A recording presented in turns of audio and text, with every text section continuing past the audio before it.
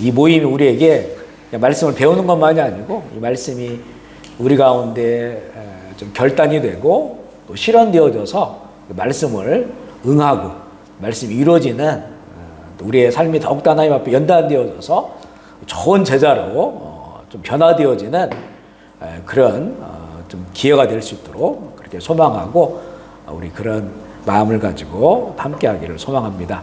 오늘 이제 첫 번째 시간인데요. 우리 올해의 제자가 우리 표가 좋은 제자 되자라고 하는 거잖아요. 그래서 우리 1월 달에는 이런 제자와 관련된 말씀을 나누기 원하는데 오늘 이 주제는 not a fan이죠. 그래서 팬인가 제자인가. 이거는 이제 이 카일 아이들먼 목사님이 지으신 그런 책을 제가 서머리 했어요. 이것을 좀 기반으로 해가지고 함께 나누기를 원합니다. 여기에 보면 총 3부로 되어 있어요. 1부가 가장 행복한 부르심 나를 따르라 라고 해서 7가지의 문항이 있고 또 중간중간에 우리가 팬인가 제자인가를 점검해 볼 수 있는 그런 질문들이 나와요. 그리고 보면 이제 2부는 뭐냐면 가장 고통스러운 부르심 해서 나를 부인하라 이렇게 되어 있고요.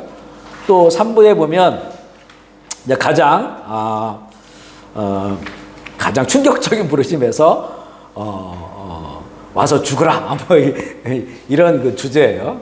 그래 이 제자의 어떤 이제 삶의 모습을 보여주고 있는데 오늘은 이제 1부 가장 행복한 부르심 나를 따르라 이 내용에 대해서 함께 나누기 원하는데 우리 먼저 요한복음 6장 66절 한번 읽어보겠습니다. 시작. 그때부터 그의 제자 중에서 많은 사람이 떠나가고 다시 그와 함께 다니지 아니하더라. 여기 보면 이 구절이 666이에요. 666. 60절이 넘어가는 그런 장이 별로 없는데 하여튼 요한복음 그 6장에 66절까지 가게 됐어요. 666인데 별로 좋지 않은 거예요. 666은 우리에게는. 그런데 내용도 그래요. 여기서 보면 이제 그때는 언제냐면 예수님께서 요한복음 이 6장 이렇게 보면 이제 제자의 삶에 관해서 이렇게 말씀을 쭉 가르쳐주고 있는 그런 때예요. 예수님을 많이 좀 따라다니는 사람들이 많잖아요. 진정으로 예수님의 제자가 된다고 하는 것이 무엇인지를 이제 말씀해 주니까 또 예수님께서 고난의 길을 가게 될 것이다라고 한 말씀을 주니까 그래서 이 제자 중에서 많은 사람이라겠죠. 무리가 아니에요. 제자. 그동안 따라다녔던 많은 제자들이 예수님을 떠나갔고 다시는 그와 함께 다니지 아니했다. 그러니까 결국에는 제자의 삶을 포기한 거죠. 예수님이 전해주신 처음에 예수님을 보았을 때는 뭐 대단하잖아요. 말씀도 너무나 잘 가르쳐 주시고 재미있고 그리고 엄청난 일들을 이게 8장이니까 뭐 요한복음 2장부터 물이 포도주로 바뀌는 그런 게 나오고 그리고 이제 모병녀의 기적도 나오고 또 중풍병자를 일으키는 그런 기적도 나오고 이런 것들이 쭉 이어지는 그런 과정 가운데 그러니까 얼마나 많은 사람들이 정말 로마의 압제에 살던 사람이죠. 그리고 메시아를 소망했던 그 마음들을 가지고 있는 그런 때에 예수님이 정말 하나님의 아들로 이렇게 보여질 정도의 사건들을 그분을 통해서 일어나니까 많은 사람들이 이제 예수님을 따르고 그리고 또 환호하고 이렇게 되었던 거죠. 그래서 정말 이제 나도 제자가 되고 싶어. 당시에 그 유대인들에게는요 제자가 된다는 게 굉장히 익숙해요. 왜냐하면 유대 공동체는 이렇게 이 중요한 그 학파들이 있어요, 그죠? 당시에 보면 이제 뭐 힐렐 학파하고 또 하나가 있는데 잘 기억이 안 나는데 이 바리새파들이 정말 철저하게 율법을 지키는 사람들이잖아요. 그래서 이 크게는 2가지 학파가 있고 또 세분화되면 더 있어요. 그리고 이것을 그 학파에서 그들을 가르치는 사람들이 랍비들이에요, 랍비들. 그러니까 당시에 정말 유명한 그 랍비들이 있었단 말이죠. 그 랍비들을 유대인 중에서 정말 어떤 진리를 원하는 사람들이 그리고 더 잘 살기 원하는 사람들이 그 스승을 찾아가는 거예요. 랍비들을 찾아가서 나를 제자로 받아주십시오. 그래서 이 사울은 원래 지금의 튀르키예 당시에 로마 제국 안에 있는 도시였지만 그 다수라고 하는 지역도 태어났잖아요. 그리고 부모님이 로마 시민권을 샀기 때문에 잘 사는 집만 있단 말이죠. 그런데 그가 이제 바리새파 교육을 받기 위해서 본인이 선택해서 이 예루살렘까지 온 거죠. 그곳에서 이제는 자기가 원하는 그 스승, 그 문화생이 되는 거예요. 그 랍비의 제자가 되는데, 나중에 보면 사도행전에도 가말리엘이라고 하는데, 가말리엘 굉장히 유명한 그런 랍비였단 말이죠. 그러니까 그 랍비를 따라가는 사람들은 그분의 제자예요. 그러니까 제자라고 하는 것이 익숙해져 있단 말이죠. 그래서 이제 이들도 예수님이 출현하니까 예수님을 이제 정말 아주 엄청난 랍비로 여기고, 그리고 그분을, 예수님을 따라다니면서 내가 예수님의 제자다, 예수님 제자가 되기를 원한다, 이렇게 이제 그분을 따라다녔던 거죠. 그런데 이제 예수님께서 이제 진정한 제자의 삶에 대해서 이야기를 하니까, 이거는 이제 본인들이 원하는 게 아니었단 말이에요. 그러니까 예수님을 버리고 다시는 돌아오지 않았다. 아마 이 사람들은 진리에 대한 열망이 있으니까 뭐 다른 랍비를 따라갈 수도 있을 테고, 뭐 그랬을 것이라고 보여집니다. 이게 이제 그래서 예수님을 이렇게 따라라, 이 따라가는 그 삶을 이들이 중간에 포기한 모습들을 보이고 있고요. 그러면서 이제 첫 번째 질문이 나오죠. 팬인가 제자인가? 이게 이제 우리 그리스도인들에게 가장 중요한 질문이에요. 뭐 예수 안 믿는 사람들에게는 이 질문이 의미가 없겠죠. 하지만 우리 예수님을 믿고 또 성경을 읽고 교회를 다니고 이런 사람에게는 인생의 가장 중요한 질문이 될 수 있어요. 팬인가 제자인가? 이거는 이제 다른 누구보다도 예수님과 정말 가장 깊은 관계를 맺고 있느냐라고 하는 그런 질문일 수도 있고, 팬은 단순한 열광을 진정한 헌신으로 착각을 해요. 팬심이라고 우리가 보통 얘기를 하잖아요. 보면 이제 팬들은 그 자기가 열광하는 그 존재와 친밀한 관계가 없을 수도 있어요. 그죠? 팬은. 네. 우리 그렇잖아요. 지금 뭐 아이돌 그룹을 좋아한다? 그 아이들, 제가 좋아하는 그 아이돌과 뭐 관계 맺은 사람이 있을까요? 있는 사람도 있겠죠.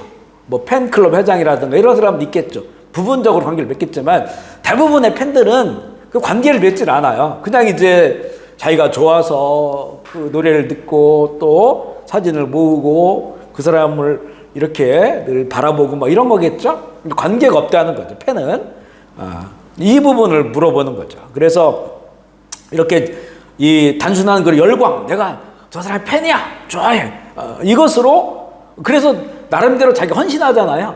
그분의 뭐 아이템도 살 수도 있고 굿즈도 사고, 이걸 이제 헌신으로 보는 거예요. 그것과 마찬가지에 그렇게 예수님을 대하고 있는 것이 아닌가라고 하는 거예요. 그래서 팬인가 제자인가라고 물었을 때는 이제 진정한 친밀한 관계에 관한 그런 것으로 이제 질문하는 거죠. 두 번째는 말뿐인가 행동인가라고 하는 거죠. 자꾸 이제 이거를 팬인지 제자인지에 관한 질문을 스스로 해보게 하는 거예요. 네가 정말 예수님을 믿고 따르는데 이게 정말 말뿐이냐 아니면 정말 행동으로 삶으로 따라가느냐라고 하는 거죠. 말로만 하는 것은 절대로 안 된다. 이건 진정한 제자가 될 수 없다는 것이고, 예수님은 우리가 전에 우리 말씀 가운데 나눈 것처럼 나를 믿으라라고 하는 것은 직접적으로 그렇게 말씀한 건 4번이에요. 신약 복음서에 나를 따르라는 20번에 20번. 그러니까 이게 무슨 말이냐면 믿음이라고 하는 것이 어찌 보면 우리가 받아들일 때 행동보다는 어떤 신념이나 어떤 가치관, 그리고 뭐랄까요, 그 마음의 결단, 이런 쪽에 더 가깝게 느껴져요. 사실은 믿음이라고 하는 것이. 그러니까 내가 아무 행동을 안 해도, 아무 믿음의 행동이 없어도 그냥 내 마음으로 그냥 주님을 받아들인다, 내가 믿는다, 이렇게 되어버릴 수가 있다는 거죠. 그러니까 결국에는 자기의 그 인생이 아닌 그냥 생각과 마음과 관념으로 그렇게 이제 내가 믿는다라고 말할 수 있다는 거죠. 말할 수 있다. 근데 그 믿음이 행동화되지 않아, 삶화되지 않는다고 하는 것이죠. 그러니까 제자화되지 않는 거예요. 그러니까 이렇게 분리돼 버린 그런 상태냐. 근데 실제 우리가 이제 이 마지막 때의 그 신앙의 모습 가운데는 이런 모습들이 많다는 거야. 이걸 예수님께서는 라오디아 교회를 통해서 미지근한 신앙이다라고 하는 것이죠. 미지근한. 그러니까 분명히 마음은 두고 있는 것 같은데 삶은 전혀 변화되지 않고, 그리고 예수님을 닮아 살아가지도 않고, 여기에 대한 열망도 없고, 그냥 이제 교회 다니는 이런 그 정도예요. 그리고 지금은 썬데이 크리스찬이라고도 하고 명목상 기독교인이라고도 하죠. 그러니까 이름만 거기다 걸고, 내지는 이제는 미국 같은 경우에는 어떤 문화적, 실제 주일날 예배에 참석 안 하는데, 그래 당신 하나님 믿습니까? 라고 물어보면 80% 이렇게 하나님 믿는다고 그래요.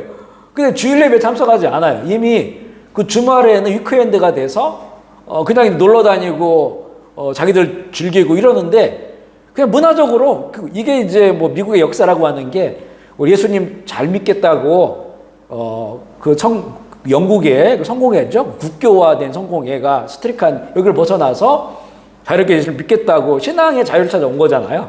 그러니까 이게 수백 년 지나가니까 뭐 7대, 8대, 9대, 10대까지 이렇게 연결되어지니까 이게 이제 문화화된 거예요. 문화화돼서 문화적으로 익숙한데, 실제 이제 그들이 정말 거듭날 수 있는 믿음이나 또 이렇게 그 믿음의 삶이 없는 거죠. 없다. 이런 것들이 이제 가면 갈수록 더 많아진다고 하는 거예요. 그래서 예수님은 나를 따르라라고 하는, 이거는 삶으로. 그러니까 마음의 고백이라고 하는 것이, 사실 당시가 로마 시대라고 했잖아요. 그 로마 시대는 이게 이제 내가 마음으로 믿고 입으로 시인하는 것이, 당시에는 로마 황제 숭배 사상이 시작되었잖아요. 아우구스투스가 로마의 황제로 등극을 하면서 황제 신전을 만들어 놓고, 이 하나님의 아들이다, 주님이다, 이렇게 하고 있는 때라니까, 그걸 내가 입으로 근데 그게 아니고 예수님이 나의 주야, 이분이 하나님 아들이라고 하면 생명을 던져야 된단 말이에요. 그러니까 지금 우리의 입장과는 또 달랐다는 거죠. 당시에는 내가 예수님을 마음으로 믿고 입으로 신한다고 하는 것은 생명보다 더 귀하다라고 하는 그 믿음이, 그러니까 결국에는 그게 자기 온 인생이 거기에 달려져 있는 거죠. 그런 것과 지금 우리가 살아가는 시대에 이런 고백들, 그래 결국에는 지금은 뭐냐면 우리의 그 신앙 고백이 좀 우리의 삶이 될 수 있도록, 우리 인생이 될 수 있도록 그렇게 해서 이제 말씀을 배우고 성령 안에 살아가야 되는, 그래 이게 이제 진짜인지 가짜인지가 드러나게 되는 그런 시대이기 때문에, 예수님의 나를 따르라라고 하는 이 음성이 정말 나를 믿으라라고 하는 그 말씀보다 더 깊이 우리에게 이제는 다가와야 된다고 하는 것이고요. 요한복음 3장에 보면 이 니고데모도 랍비예요. 랍비. 바리새파의 유명한 랍비란 말이죠. 그 니고데모가 예수님을 찾아와요. 밤에. 이게 이제 누가 보면 안 되잖아요. 자기는 바리새파의 아주 유명한 랍비인데 이제 뭐 예수님을 찾아왔으니까. 그런데 그가 이제 사실 팬으로 찾아왔죠. 예수님께. 그래서 당신은 정말로 참 하나님의 사람이다. 하늘로부터 오시지 않으면 당신이 하는 것들을 할 수가 없다. 이렇게 보면 참 진실한 사람이에요. 이제 니고데모가요.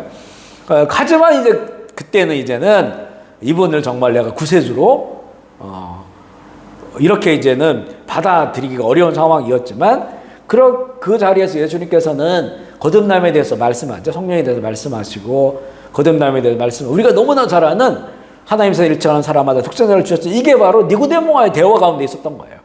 이런 말씀을 듣고 나중에 이제는 예수님께서 십자가에 죽으신 다음에 용기를 냈죠.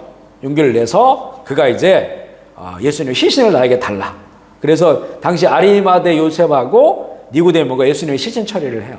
그때는 자기를 이제는 드러낸 거죠. 그래서 요한복음의 뒤에 보면 예수님 제자라고 이렇게 나와요.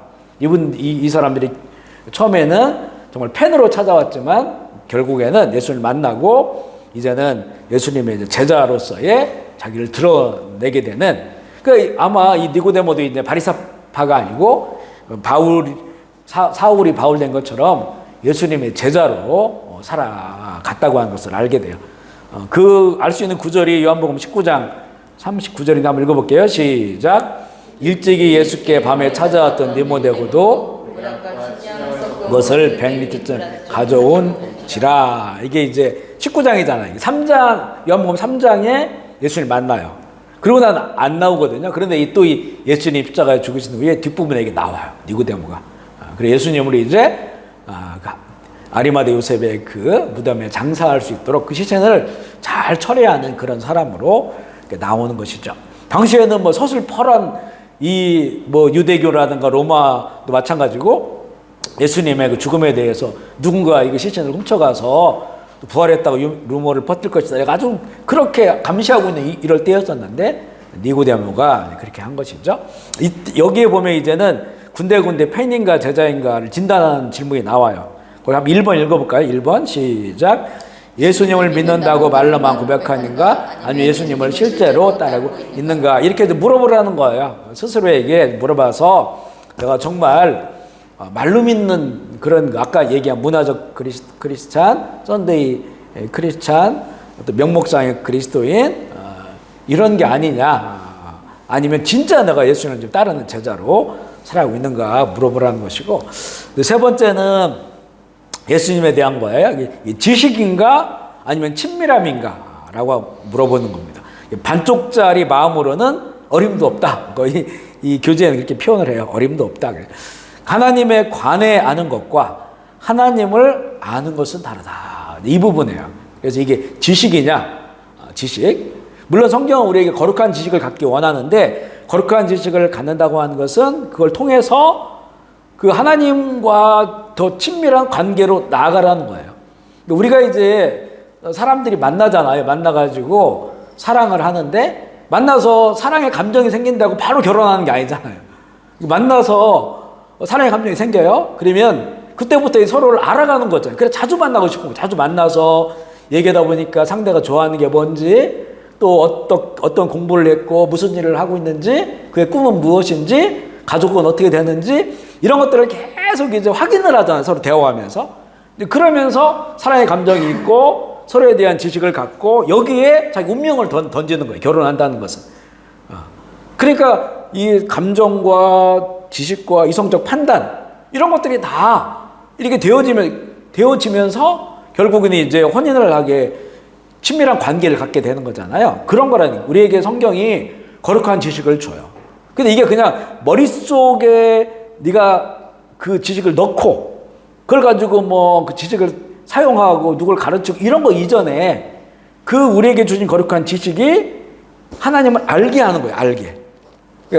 그러니까 지성적으로 알게 하고 이성적으로 그 지식이 우리를 판단하게 만들어서 하나님은 이런 분인데 이분이 그 거룩한 지식에 살아있는 거예요. 내가 하나님 안다고 그 하나님 지금 살아계셔요. 전능하신 하나님 지금 살아계셔요. 전지하신 하나님 살아계시다고 해요. 나를 사랑하는 하나님이 살아계셔요. 선하시고 인자한 하나님이 살아계셔요. 그럼 이게 내가 그 하나님을 거룩한 지식으로 성경을 통해 알았으면 그러면 하나님 나도 하나님 사랑합니다. 전능한 하나님을 내가 인정하고 받아들이고 믿습니다. 나 이런 상황 가운데서 하나님 역사해 주십시오. 이렇게 된다는 거죠. 그렇게 되어야 된다는 거예요. 그래서 이 거룩한 지식이 우리에게 하나님과 더 깊은 관계를 할 수 있도록. 그러니까 그 지식이 경험으로 나타나게 되는 거죠. 그러니까 이스라엘이 그 출애굽할 때 그들이 이제는 이제 아브라함도 안 보이고 이삭도 안 보이고 야곱도 안 보이고 수백 년이 지났잖아요. 근데 그들이 믿는 야훼 하나님은 아브라함과 이삭과 야곱의 하나님이에요. 거기까지의 경험이 있어요. 그죠? 하나님의 아브라함 만나시고 약속하시고 또 이삭에게 야곱에게 베푸신 은혜들 있단 말이에요. 그런데 그렇게 해서 이스라엘에서 살아간 현실은 노예로 살고 있어요. 400년이나 노예 살고 있는 현실 속에서 살아가죠. 그러니까 사실 이 이스라엘 사람들이 참 이제 믿음이 그 아브라함과 이삭과 야곱의 하나님에 대한 아브라함과 이삭과 야곱은 하나님 언약을 주신 거잖아요. 직접 나타나셔서 약속에. 그 약속은 있는데 이 약속이 어떻게 이제 이행될지는 모르는 거죠. 아브라함에게 주신 거 너희들이 다른 나라에서 거기 그들을 섬기고 노예생활을 할 것이다. 종으로. 그런 상황이 있단 말이에요. 그들이 아는 하나님은 거기까지야. 그런데 이제 이들이 모세를 통해서 홍해바다에 딱 서게 됐잖아요. 물론 거기서 10가지 재앙을 그들이 경험해요. 하나님은 이런 분이구나. 그러니까 아브라함과 이삭과 야곱의 하나님은 이런 그 모든 자연 환경이나 이런 것들 주관하시는 분이구나 라고 하는 것을 그들이 이제 경험으로 받아들였잖아요. 거기에 그 하나님에 대한 믿음이 생기죠. 그런데 홍해바다 앞에 섰단 말이죠. 이거는 성경에 한 번도 나오질 않아요. 그 전까지는 뭐 바다가 갈라 이런 게 안 나온단 말이죠. 그런데 본인들은 가만히 구경하고 있는데 모세가 지팡이를 드니까 홍해바다가 갈라져요. 이 홍해바다는 깊은 데는 수심이 1000m예요. 그 1000m가 땅속으로 1000m 갈라도 생각해보면 어마어마한 거죠. 근데 아마 이제 이들이 건너간 데는 한 100여 미터 낮은 곳이라고 봐요. 그래 100여 미터라 해도 지상에서 100여 미터 안으로 내려가는 거니까 엄청난 거죠. 이게 이제 양쪽에 갈라졌다면 100m에 이게 물기둥이 세워졌다.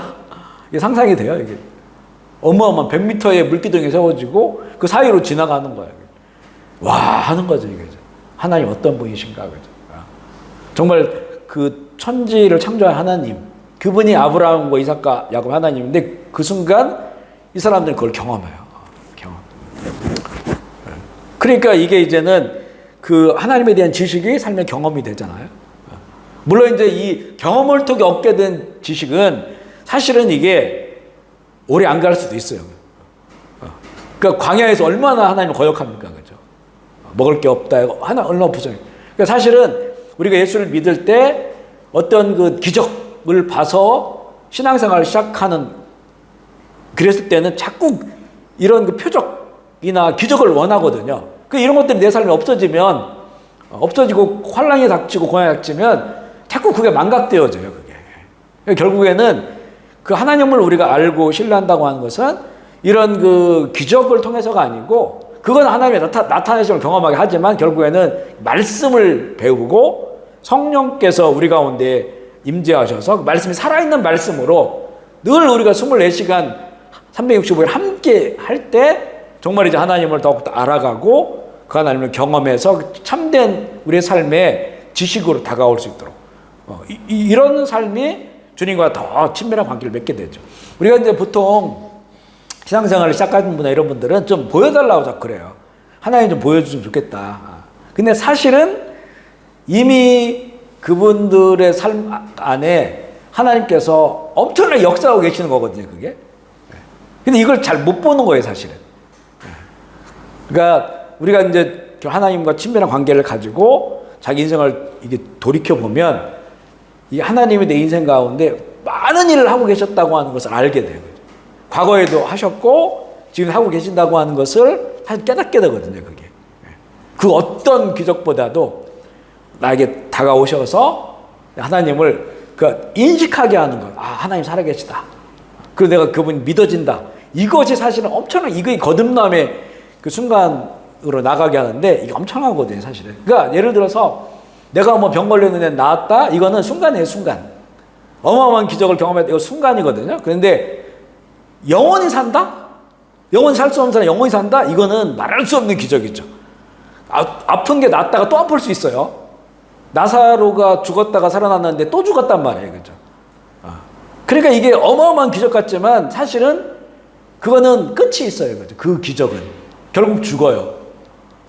나인성 과부 아들이 살았는데 또 죽어요, 그죠?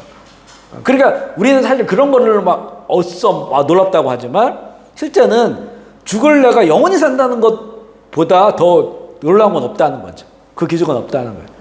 죽을 내가, 영원히 지옥불 떨어질 내가 이제 영원히 천국 가게 됐다? 이거 같은 기적이 없다는 거예요. 그죠? 나머지는 다 순간순간. 근데 우리는 이제는 그 순간의 것들을 더 이제 바라죠. 물론 그런 일들도 일어나요. 하나님의 때와 또 하나님께서 그게 우리에게 적절하다라고 했을 때는 그런 일도 일어나지만 그런 것으로 우리 신앙이 쌓여져가면 안 된다는 거죠. 우리 성경 이미 우리에게 주어진 성경 말씀을 믿고 그 말씀 하나님을 보여주기도 하고 하나님 믿는 사람이 어떻게 살아야 되는지가 나오잖아요. 그 삶을 따라 이렇게 살아가는 것이 중요하다. 그걸 통해서 이제는 정말 우리에게 말씀을 주신 살아계신 하나님과 더 친밀한 관계. 그러니까 이런 거잖아요. 내가 우리 자녀들을 사랑해서 자녀들을 교훈한단 말이에요. 누구야? 이럴 땐 이렇게 하면 네 삶에 그게 더 올바른 것이고 또 그 삶이 너를 행복하게 할 것이야. 그런데 이게 반대로 간단 말이에요. 그러면 자꾸 관계가 멀어지죠. 이게 이야기를 하는데 자꾸 다른 곳으로 가요. 다른 걸 선택해 간단 말이에요. 그럼 이게 친해질 수가 없잖아요. 사람들의 관계도 마찬가지잖아요. 자꾸 그런데 아버지가 부모님이 이렇게 얘기했는데 정말 사랑하는 마음으로 정말 지혜롭고 좋은 아버지가 얘기를 하니까 자녀가 그걸 받아들이고 그 길을 간다고 한다면 그건 아버지에 대한 신뢰가 있는 것이고 그 말씀에 대한 신뢰가 있고 그리고 자기 마음속에 내가 힘들고 어려워도 그 바른 길로 가야겠다. 아버지가 보여주신 바른 길로 가야겠다고 하는 그런 마음도 이러면 이제는 아버지와 더 친밀해지니까 아버지는 더 깊은 길로 인도를 하시겠죠. 더 깊은 길로. 왜냐하면 이제 말씀이라고 하는 거는 나름대로 5살짜리와 대화하는 것과 10살짜리와 대화하는 것과 50대하고 대화하는 거 다르잖아요. 그런 것과 마찬가지인 거죠. 그래서 그렇게 해서 하나님은 더 깊은 길로 인도하시는 거죠. 그런 친밀한 관계에 여야 된다고 하는 거예요. 지식인가 친밀함인가 이렇게 이제 묻는 거예요. 마태복음 15장 8절 말씀. 이건 이사야서를 인용한 말씀인데 한번 읽어볼게요. 시작. 이 백성 입술로는 나를 공경하되 마음이 멀었다고 하는 것은 결국에는 삶이 없다는 거죠. 삶이. 입으로는 공경하고 이때가 이제 이사야 1장부터 이게 시작되거든요. 이들이 이제 입술로는 하나님을 공경한다고 하면서 그러니까 제사를 드려 나온단 말이에요. 제사물 드리고 그런데 삶은 하나도 안 바뀌는 거야. 이들이 이웃들을 약자들을 압박하고 사람들 빼앗고 신발 한 짝에 자기 어떤 형제 자매들을 그 노예로 팔아버리고 말이에요. 이런 일들이 벌어지니까 하나님 보실 때 이거는 너희들 입술로만 공경하지 마. 그래서 너희들의 제사를 안 받겠다 막 이렇게 나오는 거예요. 그것을 이제 마태복음 인용을 한 것이거든요. 그 지식의 이 친밀함, 아는 것과 친밀함이 온전한 하나가 되는 거. 아는 것과 그 아는 것을 따라 관계하고 살아가는 이게 하나가 되는 것이 제자와 팬과 제자를 가르는 결정적인 차이점 중에 하나임을 강조하고 있어요. 누가복음 7장에 보면 우리 밑에 이제 그 내용은 있지만 바리새인 시몬이 나와요. 바리새인 시몬의 집을 예수님이 방문을 한단 말이에요. 바리새파니까 성경적 지식이 참 엄청 뛰어나죠. 근데 그 집에 예수님을 초대해요. 이 바리새파 시몬이. 들어온단 말이에요. 들어왔을 때 정말 귀한 손님에게는 손님에게 입맞춤도 하고 발을 씻겨주고 머리에 기름 붓는 그런 그 문화가 유대인들에게 있단 말이죠. 그런데 이 바리새파 시몬은 그렇게 하지 않았어요. 왜냐하면 또 예수님이 같이 온 사람들이 자기 마음에 안 드는 사람들이거든요. 이게. 자기 마음에 안 드는 사람 같이 왔단 말이에요. 그러니까 이거 마음에 안 드는 거야. 그래서 예수님에 대한 친밀한 감을 표현하지 않았단 말이죠. 그런데 이제는 이곳에 어떤 여인이 나타나요. 여인이 나타나가지고 이 죄를 지은 여인이 눈물로 예수님의 발을 씻고 머리카락으로 그 발을 닦아내죠. 가져온 귀한 향수를 통째로 부어버린 사건이 이 바리새파 시몬의 집에서 나타나게 되는데 거기 누가복음 7장 44절 46절 읽어보겠습니다. 시작. 그 여자를 돌아보시며 시몬에게 이르시되 이 여자를 보느냐 내가 내 집에 들어올 때 너는 내게 물도 주지 아니하였으므로 이 여자는 눈물로 내 발을 적시고 그 머리털로 닦았으며 너는 내게 입 맞추지 아니하였으되 그는 내가 들어올 때부터 내 입에 입을 맞추기를 주지 아니하였으며 너는 내 머리에 감람유도 붓지 아니하였으되 그는 향유를 내 발에 부었느니라 이렇게 말씀하세요. 그러니까 결국에는 바리새파 시몬이 예수님을 초대한 것은 다른 목적이 있죠. 정말 예수님을 정말 하나님의 아들로 또 구원자로 이렇게 인정한 것이 아니고 그의 어떤 그 생각들이 예수님 초대했지만 그 집에 나타난 죄 많은 여인이라고 나온 그 여인의 그 모습이 정말 예수님에 대한 친밀한 사랑, 존경 이런 걸 이제 표시하게 됐다고 하는 거예요. 그래서 똑같은 자리에 있지만 이렇게 똑같은 예수님의 자리에 있지만 한 사람은 지식적으로 한 사람은 친밀함으로 이렇게 자기를 표현했음을 보여주고 있습니다. 이 여인은 예수님을 진심으로 사랑하는 여인이었다. 예수님도 그걸 아시죠? 그 자신을 완전히 주님께 이렇게 쏟아 부은 그런 것을 보게 돼요. 모든 종교 지식을 갖춘 종교 지도자는 팬임이 드러나는 것이고, 이 죄 많은 여인은 주님을 따르는 진정한 제자로 판명이 났다. 여기서 보면 이제 또 한번 물어봐요. 팬인가 제자인가 진단하는 것. 그래서 예수님에 관해서 아는가, 예수님을 진정으로 아는가 라고 하는 것이죠. 저도 이제 보면 과거에는 예수님에 관해서 많이 알려고 했던 거예요. 그러니까 예수님에 관한 책들, 특별히 이제 그 어떤 그 약자, 낮은 자, 억눌린 자, 소외된 자, 가난한 자를 돌보시는 예수님에 관한 그런 지식들을 많이 얻기를 원했죠. 그래서 그런 책들을 많이 봤어요. 결국에는 저의 관심은 예수님에 관한 것이었어요. 그것도 이제 제가 한쪽으로 편향된 그런 그 예수님을 보는 관점을 가지고 그것을 이제는 어떤 지식적인 그 목마름이 있으니까 그것을 스스로도 설득을 하기를 원했고, 나 자신을 다른 사람도 그런 예수를 따라야 된다라고 설득하기 원했던 그런 마음들이 있으니까 많은 책들을 보면서 예수님에 관해서 이제는 공부를 한 것이죠. 그래 거기에 대해서는 머리가 이렇게 막 커졌었죠. 예수님에 관해 아는 것. 그런데 진짜 살아계신 주님, 그 사랑하는 주님, 그분과의 정말 관계 자체는 없었어요. 그 예수님에 관해서 예수님에 대해서만 알았던 거지, 그 주님이 하나가 되고 주의 성령이 내 안에 계셔서 그 주님을 따라가는 사람으로 순수하게 주님을 따르는 그런 그 제자로 그런 관계가 아니었다는 거죠. 그러니까 말은 너무 화려해. 어디 가서 뭐 말하라고 하면 정말로 말할 수 있고, 누구랑 논쟁을 하라고 논쟁할 수도 있고, 그런 것들은 갖추어져 있었지만 전혀 예수님의 제자로서 사람이 안 했기 때문에, 그래서 저희가 이제 그런 마음으로 저희 첫 목회를 한 거예요. 첫 목회. 그러니까 결국에는 그런 건 있죠.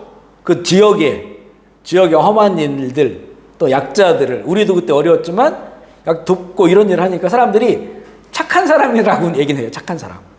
여기 교회에 그 전도사가 왔는데 자기들도 어려운데 뭐 어려운 사람 도와주고 마을에 막 그 좀 험한 일들도 그거 나서서 해주고 하니까 착한 사람이라고 하는데 한 명도 변화되지 않아. 우리 교인들도 변화되지 않고, 마을 사람들도 그래서 내가 저 사람이 믿는 예수를 믿어야겠다 이렇게 온 사람도 없고, 그러니까 그게 복음이 아니었던 거예요. 예수님이 우리에게 원하시는 복음이 아니었었어요. 그냥 잘 살아보세요, 좋은 세상 만들세, 그런 가치였다는 거죠. 그러니까 저도 변화되지 않고, 복음에 대한 감동이 없으니까 복음을 전하지 않았죠. 그러니까 그것을 거기를 이렇게 느끼는 사람들도 그거에 대한 갈망도 없고, 그냥 받는 거죠. 우리가 주면 받는 거. 그냥 그런 고마움, 인간적 고마움을 갖는 거. 그런 거 있었죠. 그런데 이제는 제가 회심하면서 이 성경에 보여지는 그 예수님을 이제는 실제 만난 거죠. 예수님에 관해서 하는 게 아니고 성경에 게시된 예수님을 받아들이고 만나고 성령님께서 이 안에 들어오니까 그동안 이렇게 편견에 쌓여있던 것들이 무너져 버리고, 이 성경의 거룩한 지식들이 살아서 말씀이 되고, 그리고 속의 갈망은 그 말씀을 따라 살아가기를 원하고 그 복음을 전하기 원하는 사람으로 변화되어지는, 이게 저는 이게 너무 이게 참 뚜렷한 것 같아요. 이 주님에 관해서 알았던 거냐, 주님과의 친밀한 관계이었냐라고 하는 거예요. 명확히 저는 이게 제 삶에서는 구분하게 되는 그런 내용이에요. 그래서 이 질문이 참 중요하다라고 하는 거죠. 예수님에 관해서 알고 있는가, 예수님을 진정으로 아는가라고 하는 것이고요. 네 번째는 여러 사랑 중에 하나냐. 여기 사실은 이 책에는 여러 애인 중에 하나냐 이렇게 나왔는데, 이건 좀 이 내용을 바꿔야겠다. 이래서 애인이라고 하는 거는 사랑하는 사람이잖아요. 애인은, 그죠? 그래서 이걸 사랑으로 바꿨어요. 그래서 여러 사랑 중에 하나이냐, 예수님에 대해 볼 때 그렇게 물어보는 거예요. 아니면 여러 오직 한 사랑으로 관계하고 있느냐, 여러 사랑 중에 하나이냐라고 하는 걸 묻는 거죠. 그러면서 사실 그 대가를 제대로 알고 시작하라. 이 말씀이 이게 상당히 중요해요. 왜냐하면 우리가 예수님을 믿을 때 죄 사함만 대속의 은혜가 제일 크잖아요. 이거는 대가가 없어요. 그것을 그냥 받아들이는 거예요. 받아들이는 거. 받아들이는 건 믿는 거는 우리가 대가를 지불할 게 하나도 없어요. 이미 지불됐기 때문에 죄에 대해서는 받아들이는 건데, 그런데 이제는 이걸 받아들이고 이제 주님과 친밀한 관계를 가지면서 주님을 따르고자 할 때는 거기에는 대가가 있다는 거예요. 대가를 치르지 아니하려고 하면 이게 이제 기복신앙이 돼요. 그죠? 기복신. 계속해서 예수님은 나에게 무언가를, 나는 그 자리에 있고 주님은 나에게 뭔가를 공급해 주시고 또 복을 주시고 그리고 형통하게 하시고 이제 그 자리에서만 머물러 있기를 원하는 거죠. 아무런 자기의 대가 없이 내가 주는 거는 그냥 내 삶의 조금 일부를 내가 내어주고 더 많은 것을 받기를 원하는 거예요. 이미 그 대속의 은혜를, 어마어마한 은혜를 받았는데, 그죠? 대가 없이 주는 은혜를 받았는데, 그런데 우리는 거기서 머물러 있으려고 한다는 거죠. 그래서 예수님께서 그 부자 청년을 부르시잖아요. 그 청년이 율법을 다 지켜요. 또 이 청년이 예수님께 와서 영생에 대해서 묻잖아요. 그 청년이 영생에 대해서 묻는다고 하는 건 참 좋은 사람, 좋은 청년이죠. 그가 구도자예요. 구도자. 진짜 잘 살아보려고 한 거예요. 돈도 많죠? 관원이에요, 관원. 어느 정도 정말 집안이나 이런 것들이 좋아. 그런데 계명을 자기가 생각하기에 철저하게 지키고 사는 거예요. 그 계명을 철저히 지키니까 야, 이런 사람이 정말 뭐 수만 명당 한 명 나올까 말까 하는 그런 사람이죠. 거의 완벽하다고 볼 수 있죠. 그리고 또 그의 소망은 구도자예요. 그러니까 천국을, 영생을 소망하는 거예요. 너무 좋죠. 예수님이 그를 사랑스럽게 보셨다고 했어요. 그러면서 이제는 한 가지만 내가 말할게. 네 재산을 팔아서 가난한 자에게 주고 나를 따르라라고 하는 건데, 여기 중요한 거는요, 재산을 팔아 가난한 자에게 주라는 게 아니에요. 이거는. 왜냐하면 이 사람에게는 그게 자기를 붙잡고 있었던 마지막이었기 때문에. 나를 따르라고 하는 것이, 나를 따르라. 나를 따르라. 예수님을 따라야 되는데 그것의 이 방해물이 바로 그가 가지고 있었던 재산이에요. 재물이라고 했던 거죠. 그러니까 그것을 팔아서 나눠주고 나를 따르라 라고 하는 그 얘기를 듣고 이 청년은 고민하고 돌아가 버린다고.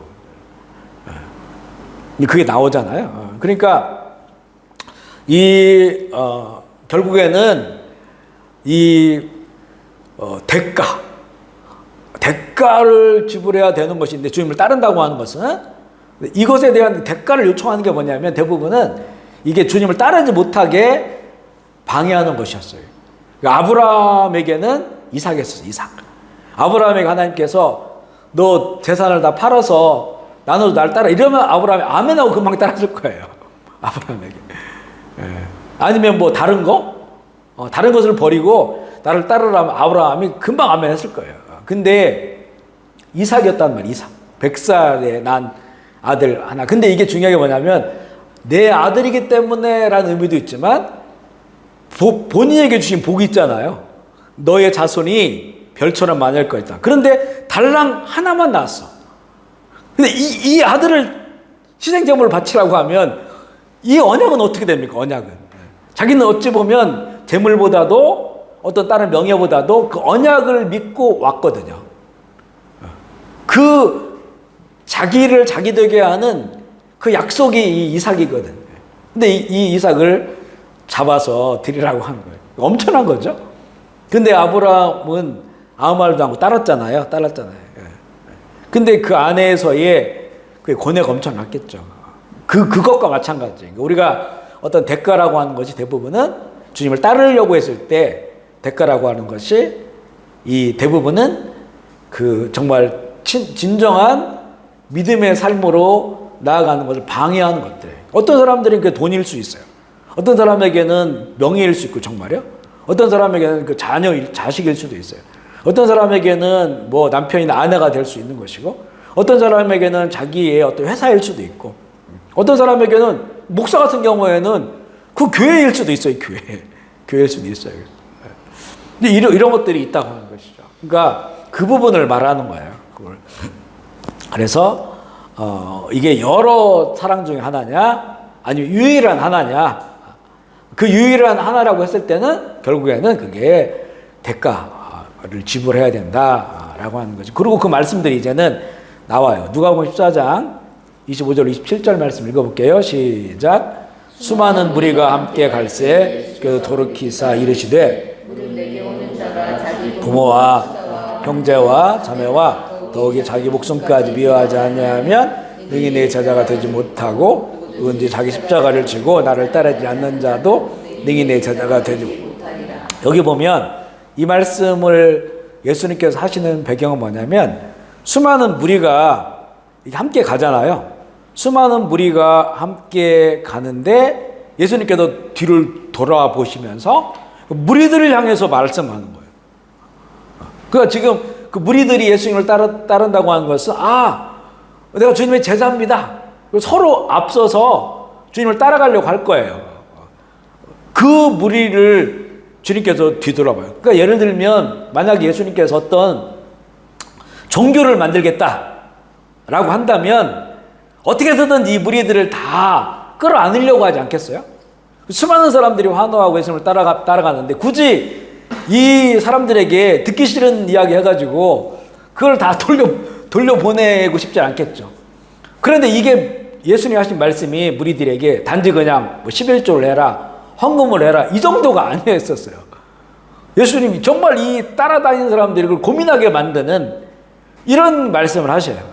보면 무리에게 오는 자가 부모와 처자와 형제와 자매와 더욱 자기 목숨까지 버리지 아니면 미워하지 아니함이라는 것은 이거를 더 가볍게 여기지 아니 이 주님을 따르는 것보다 더 가볍게 여기지 안다면 내 제자가 나를 따를 수 없다, 내 제자가 될 수 없다라고 하는 것이고요. 누구든지 자기 십자가를 지고 나를 따르지 않는 자도 능히 내 제자가 될 수 없다. 강조하죠. 능히 내 제자가 될 수 없다.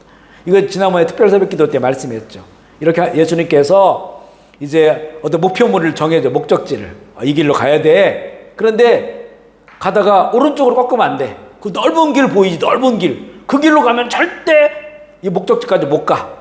그리고 왼쪽으로 가다 보면 포장된 좋은 길 있잖아. 절대 그 길로 가도 안 돼.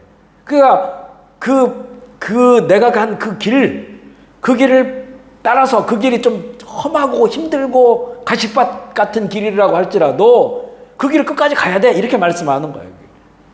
그 큰 길로 가서 안 돼. 그 포장된 좋은 길로 눈에 보이는 좋은 길로 가서 안 돼. 라고 하는 그런 말씀이 오직 이건 나만 바라보고 중간에 눈길을 다른 데 주면 안 돼. 그게 부모라 할지라도 형제라 할지라도 내 목숨이라 할지라도 그걸 뛰어넘어야 돼. 그래야만이 너희가 진정한 영생의 길로 갈 거야. 라고 하는. 그런데 그러면 예수님께서는 너 부모 미워해라, 형제를 미워해라, 네 생명을 가볍게 취급해라 이런 게 아니라고 얘기했잖아요. 이거는 정말로 예수님을 내 인생에 주님을 따르는 것을 가장 우선순위로 놓고 그분을 전심으로 사랑하며 가면 이제 주님께서 우리 부모들의 문제들, 우리 자녀들의 문제들, 또 내 생명의 문제들을 다 책임져 주신다는 거예요.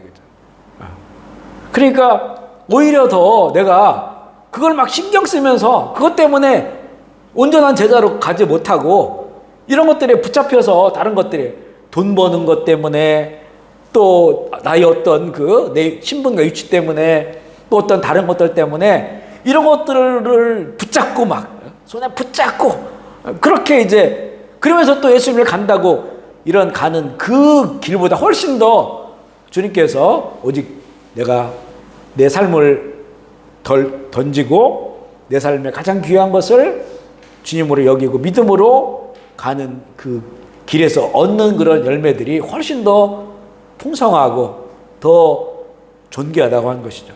우리 보통 이제 선교사님들이 저도 마찬가지지만 이렇게 나가잖아요. 우리는 그래도 이제 뭐 저희가 나올 때는 캄보디아가 알려지지도 않은 나라였고 더 위험한 나라로 알려졌고 별로 정보도 없고 그러니까 부모님들이 많이 속상해 하셨죠.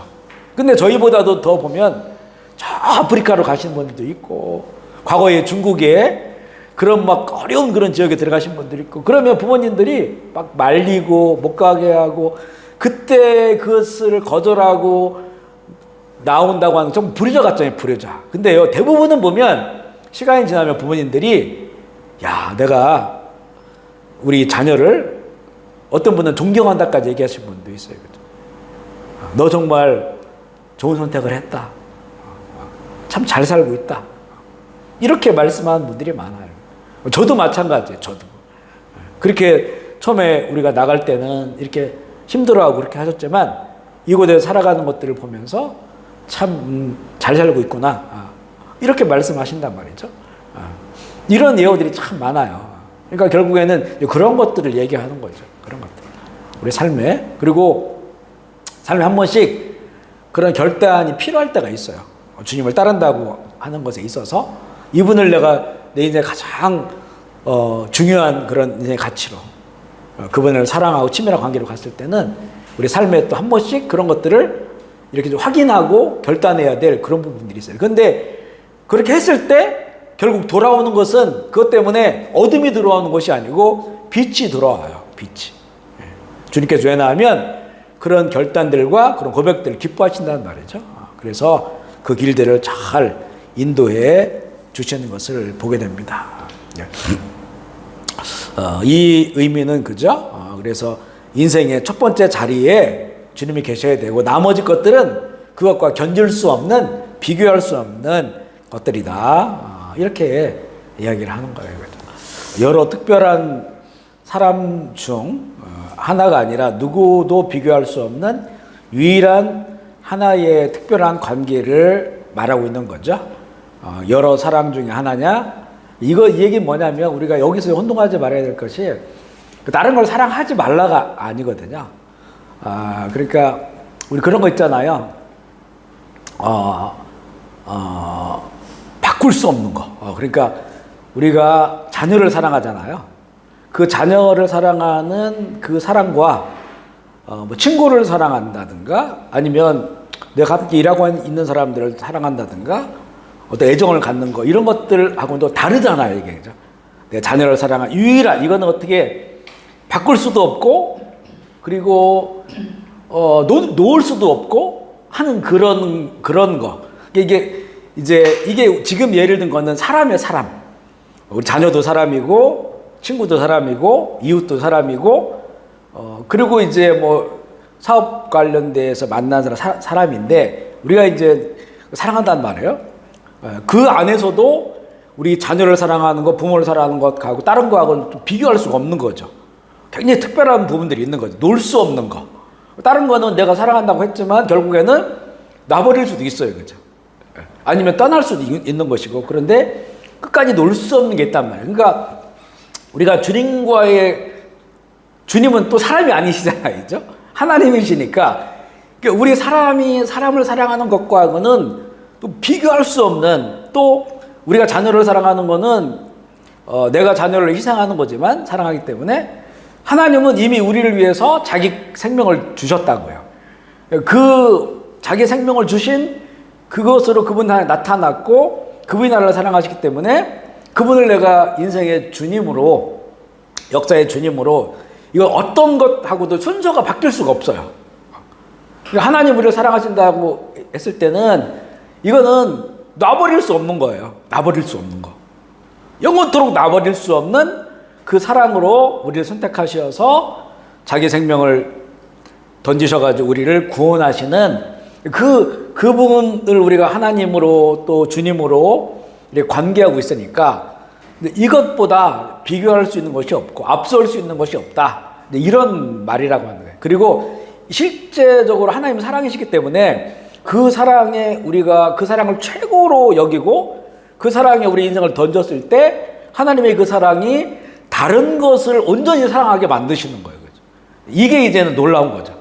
그러니까 우리는 이 사랑 때문에 많은 걸 버렸는데 그 사랑이 내가 버린 것들을 진정으로 사랑하게 하는 그 힘과 원동력이 거기서 나온다는 거죠. 사실 우리가 모든 사람들이 사랑을 알고 사랑을 하는데 그 원동력이 하나님부터 오는데 이것을 잘 모르고 다른 데 사랑을 찾아가니까 이 사랑이 왜곡되어 있는 거예요, 사실은. 그러니까 우리가 진짜 사랑, 그 진짜 사랑에 나의 인생을 걸고 그 사랑하는 분과 관계하는 것에 내 삶이 목적이 거기에 있다고 한다면 제자의 삶이죠. 그러면 그 사랑으로부터 우리에게 오는 힘이 엄청나다는 거예요. 여기서 이제 우리가 오래 참을 수도 있고 인내할 수도 있고 나를 내려놓는 사랑을 할 수 있고 그렇게 되니까 오히려 진정한 사랑을 붙잡고 그 사랑에 나를 던진다고 하는 것이 내 삶을 또 나에게 영향력을 내가 주고 관계된 모든 것들을 더 풍요롭게 만드는 거죠. 진짜 사랑으로 변화하게 하는. 우리가 보면 이제 최근에는 보면 이 가족이 많이 깨져요. 그죠? 가족. 형제들 깨지고. 그리고 이제 뭐 특별히 돈 때문에 상속이나 내지는 어떤 일들이 돈이 얽혀버리면 이걸 이제 힘들어하고 그 관계를 깨버리든지 아니면 겉으로는 그냥 만나지만 속으로는 이미 상처를 받고 이것으로 풀지 않으려고 하는 것들이 참 많거든요. 그런 것들. 이게 사실은 왜곡된 것들이 우리 안에 있는 거거든요. 왜곡된 것들이. 이런 모든 것들이 우리가 하나님의 사랑을 만나고 그 사랑에 우리가 붙어 있으면 그거를 우리가 넘어설 수 있어요. 그렇죠? 형제들 간에, 부모 안에서, 자녀들 간에 이런 분인데 뭐 속상한 게 왜 없어요? 상처받는 게 왜 없어요? 그렇지만 그것으로 내가 살아가지 않아요. 하나님의 사랑으로 그것을 지혜롭게 정리하고 또 지혜를 이끌어 나갈 수 있는 그런 마음을 가지고 살아갈 수 있는 힘이 바로 하나님의 사랑, 거기서 나와 하나님과 연결되어져 있는 그 사랑으로부터 나와요. 나와요. 그러니까 끝까지 내가 붙잡아야 될 사랑들을 붙잡고 그렇게 갈 수가 있다고 하는 것이죠. 그래서 우리가 진짜 예수님의 제자가 되면 오히려 가족과 형제와 자매를 버리는 게 아니고 오히려 거기에서 그 가족과 형제 자매를 하나 되게 하고 오히려 더 좋은 그런 그 공동체를 이뤄나갈 수 있는 그런 그 원인이 된다는 거죠. 이거는 사실 경험해 보시는 분들은 알 거예요. 지금은 정말 이 개인의 어떤 그 생각이나 이런 극대화되고 우리 자녀들 시대는 더하죠. 괜히 퍼스널한 그런 시대잖아요. 그러니까 이게 관계가 깨지기가 너무 쉬워요. 깨지기가 너무 쉽다. 가족 관계도 마찬가지고. 그런 사람이 너무 많잖아요. 그죠? 뭐 우리가 이런 언론이나 이런 데도 보면 뭐 어떤 것들 때문에 가족 안에 소송하고 고발 이런 것이 이제는 옛날에는 그냥 돈 많은 부잣집 이런 거였는데 지금은 그런 게 아니에요. 그냥 일반적인 사람들 중에서도 굉장히 많잖아요. 가족에 대한 이런 문제들이 서로 안 보고 이런 거 너무 많아요. 그런데 보면 뭔가 다른 것들이 개입되어 있거든요. 특별히 우리가 자본주의 사회를 사니까 돈이나 아니면 말 한마디로 상처받고 또 아니면 서운하고 어떤 걸 기대했는데 기대에 못 미치고 이런 것들이 막 우리를 무너지게 만들죠.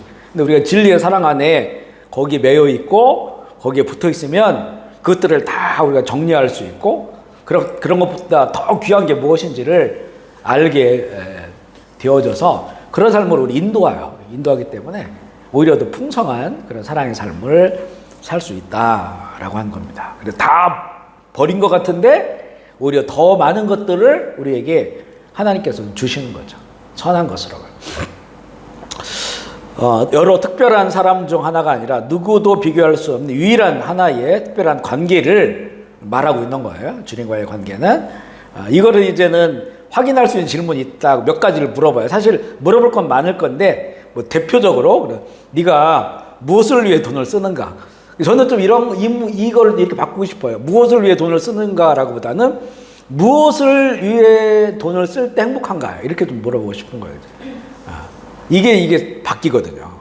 물론 무엇을 위해 돈을 쓰는가? 라고 하는 것도 내 마음이 어디에 가 있는지를 볼 수 있는 하나의 중요한 근거가 되겠지만 근데 그냥 물리적인 액수로만이 아니고 어디에 돈을 쓸 때 정말 내가 기쁘고 만족감 있고 행복하고 라고 하는 거예요. 이게 이제 하나님의 것과 붙어 있느냐 아니면 다른 것에 돈을 쓸 때는 아깝지도 않고 너무 좋고 이런데, 예를 들어서 하나님의 일을 하거나 어떤 복음적 일, 선교적 일을 하는 것에 있어서는 막 아깝고 어떻게든지 줄이고 싶고 그런 마음이 있다면 내 마음이 지금 어디 가 있는지를 이걸로 이제는 좀 판별해 볼 수 있다는 거죠. 돈이 우리에게 좀 중요하니까 아마 이걸 제일 먼저 질문을 그렇게 한 것 같아요. 그죠? 사실 우리 제자들의 삶은 이 부분을 좀 뛰어넘어야 될 필요가 있거든요. 그리고 어디에 내가 돈을 쓸 때, 돈을 모으는 이유, 또 아끼는 이유, 그러면 그 돈을 어디에 쓰려고 하느냐라고 했을 때 그런 것들이 우리 마음속에 이제 표현되는 것들이 있잖아요. 표현되는 것들이 있다.